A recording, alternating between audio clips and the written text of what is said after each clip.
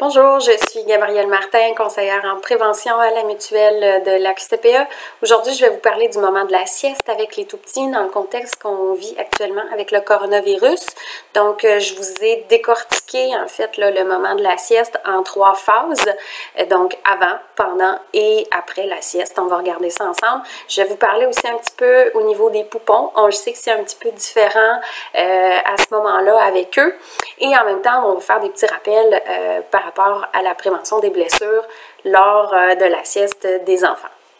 Donc, si on commence avec le avant la sieste, ce que vous devez faire, c'est sûr que vous avez les informations dans le guide des bonnes pratiques qui a été, qui est accessible là, via notre site internet à la QCPA. Donc, je vous invite fortement, si vous ne l'avez pas lu encore, à aller le lire, c'est très, très important. Et par rapport au moment de la sieste, ce qui est indiqué dans ce guide-là pour le avant, c'est vraiment de faire attention à ne pas déplacer le mobilier. C'est quelque chose qui doit être fait de manière générale, mais on veut vraiment éviter de déplacer le mobilier le plus possible pour éviter de vous blesser. Aussi, on veut avoir suffisamment d'espace entre les matelas des enfants. Donc, on parle de 1 à 2 mètres si possible. Et ce qui est à prendre aussi en considération, c'est de faire attention pour pas que les enfants, une fois qu'ils vont être couchés sur les matelas, soient face à face. Donc, on peut les installer de manière à ce que, à la limite, le pied, par exemple, les pieds d'un enfant soient vis-à-vis la tête de l'autre enfant, mais dans la mesure du possible, d'essayer vraiment d'avoir une bonne distanciation entre eux et d'éviter qu'ils soient face à face pour éviter le plus possible la transmission des gouttelettes. Ce qui doit être fait aussi avant la sieste, c'est forcément de mettre les draps sur les matelas des enfants. Ce que vous pouvez faire, c'est demander la collaboration des enfants. C'est une activité d'apprentissage de leur côté. Et évidemment, s'ils sont aptes à le faire, l'enfant doit mettre le matelas seulement, doit mettre le drap, pardon, sur son matelas seulement pour son matelas à lui. Donc, on ne doit pas avoir un enfant qui vous aide à mettre les draps sur l'ensemble des matelas. Si, par exemple, les enfants ne sont pas en mesure de le faire, je vous suggère fortement de mettre le matelas sur un comptoir, par exemple, ou encore de mettre le matelas à la verticale et ensuite de tourner le matelas pour vraiment venir mettre le drap. Ça va vous éviter de vous pencher, de faire une flexion avant et ça va éviter, en fait, d'occasionner des blessures ou des inconforts au niveau de votre dos. Pendant la sieste, on le sait, il y a des enfants qui ont de la difficulté à s'endormir. De manière générale, dans vos groupes habituels, vous les connaissez. Actuellement, ça se peut que vous ayez des enfants dont vous n'êtes pas habitués de vous occuper. Puis avec le contexte de la COVID-19, mais ça peut être plus difficile aussi pour eux de s'endormir. Donc, ce que mes collègues au service éducatif suggèrent, c'est vraiment de vous adapter au rythme de l'enfant. S'il ne veut pas dormir, à ce moment-là, on garde en fait quand même le moment de calme, de relaxation, mais on ne s'acharne pas non plus pour que l'enfant dorme à tout prix. L'autre chose aussi qu'on veut essayer d'éviter, souvent quand les enfants ont de la difficulté à s'endormir, l'éducatrice va être assise sur la chaisière à proximité et va flatter l'enfant. Dans le cas de la COVID-19, on veut éviter en fait d'être à proximité des enfants. C'est sûr que c'est pas quelque chose qui est facile dans votre contexte de travail.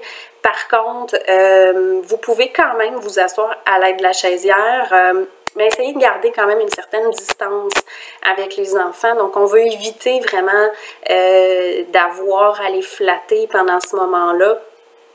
Et encore plus, on veut éviter d'être entre deux enfants en train de les flatter chacun de leur côté. Et puis là, ça peut occasionner quand même des inconforts ou des douleurs parce que vous allez être en posture statique de manière prolongée parfois. Aussi, pendant la sieste, ce qui est recommandé, c'est vraiment de procéder à la désinfection du matériel que vous avez dans vos locaux. Donc, on va parler des tables, des comptoirs, des chaises, des jouets qui sont facilement désinfectables rapidement, je parle. Donc, on va procéder à la désinfection des équipements qui sont fréquemment utilisés. Maintenant, quand on va parler, une fois que la sieste est terminée, en fait, ce que vous devez faire, c'est forcément, on va enlever les draps. Hein. Les draps doivent être lavés quotidiennement. Donc, petit point, en fait, faites attention à ne pas coller les draps des enfants sur vos vêtements parce que forcément, il y a un risque de contamination à ce niveau-là. On peut aussi demander aux enfants de nous aider, en fait, à enlever les draps sur les matelas et à nous les donner pour qu'on puisse aller les mettre dans un sac à plastique ou directement dans la laveuse, si c'est le cas dans votre milieu de travail. Les effets personnels des enfants doivent être mis dans des sacs en plastique aussi, donc les toutous, doudous, on les met dans des sacs et en fait, c'est pour éviter vraiment que leur matériel se touche. Donc, on les met dans des sacs et on peut les ranger par la suite. On doit désinfecter les matelas. Hein? Donc, on fonctionne de la même façon que je vous ai mentionné tantôt. On va prioriser l'utilisation du comptoir ou encore d'avoir le matelas à la verticale. Mais dans le cadre où on est dans la désinfection, c'est peut-être mieux, en fait, d'utiliser un comptoir ou une table, par exemple. Évidemment, on va se laver les mains avant de retourner avec les enfants. On va demander aussi aux enfants de se laver les mains. Donc, avec de l'eau et du savon pendant 20 secondes à l'eau tiède. On continue les mêmes pratiques au niveau des mesures d'hygiène, pardon. Et aussi, en fait, là, la petite parenthèse que je voulais faire au niveau des poupons, c'est considérant le nombre de poupons que vous avez avec les ratios qui sont diminués. Si vous avez 2 dortoirs, par exemple, et que vous avez 2 poupons, l'idéal, c'est vraiment de mettre un enfant dans chaque dortoir. Comme ça, on va éviter qu'il y ait une contamination pendant ce moment de sieste pour les enfants. Et évidemment, il y a une technique aussi pour déposer les enfants dans les bassinettes de manière à éviter le plus possible les flexions avant avec votre dos. Donc, je vous invite fortement à aller consulter notre capsule de prévention sur le sujet qui est accessible via notre bibliothèque SST. Si vous n'avez pas accès, vous pouvez demander à votre comité santé-sécurité ou encore avec votre direction générale d'avoir accès ou du moins qu'elle vous envoie la capsule de prévention qu'on a fait.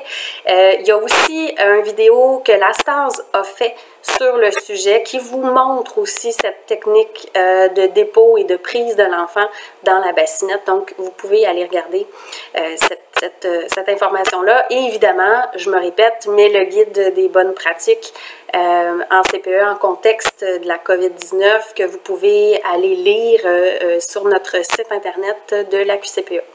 Donc, j'espère que cette capsule-là vous aura été utile et qu'elle pourra vous aider là, au moment de la sieste avec les tout-petits. Merci, au revoir.